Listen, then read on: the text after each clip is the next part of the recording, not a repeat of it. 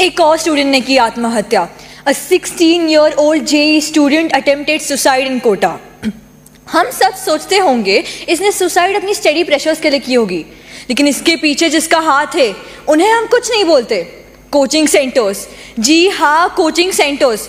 In spite of knowing the error in the functionality of these coaching centers, we do not say against anything। महोदया, भारतवर्ष में आज़ादी के पश्चात धर्म और शिक्षा के व्यवसायीकरण हो गया है। शिक्षा अगर दान देने की वस्तु है तो उसका व्यवसायीकरण क्यों? कोचिंग इंस्टीट्यूट्स की अलग सेंटर्स में अलग फीस क्यों?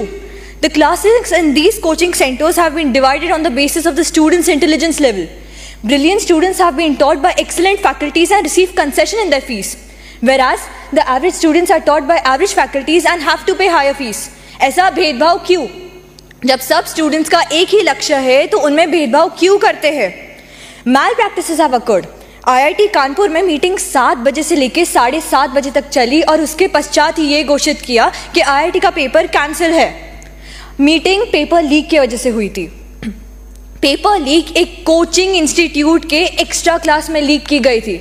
ऐसे कोचिंग इंस्टीट्यूट्स के वजह से हमारे दूसरे बच्चों का रैंक एंड स्कोर्स अफेक्ट होता है, yet we don't speak against them. The coaching centers should be monitored by the government officials। The coaching centers teach only core subjects to them, whereas the students have to appear for other languages as well।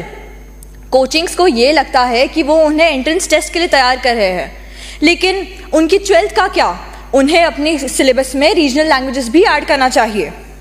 The coaching centers have unplanned schedules with the students studying for 18 hours a day, 7 days a week with no time for leisure। Psychology के हिसाब से a student cannot study for 18 hours a day without going into depression, which can eventually lead him to suicide and feel lonely। Government को coaching centres के लिए एक time table schedule करना चाहिए। In January this year, the Union Ministry of Education issued strict guidelines that institutions cannot issue misleading governments advertisements about guaranteeing ranks and good marks। फिर भी भारत के हर एक गली में आपको एक ना एक कोचिंग के होर्डिंग्स जरूर दिखेंगे। इनमें कितनी सच्चाई है हमें क्या पता, हम तो वैसे भी अंधे की लाठी नहीं, अंधे खुद बन चुके हैं। जय हिंद, थैंक यू।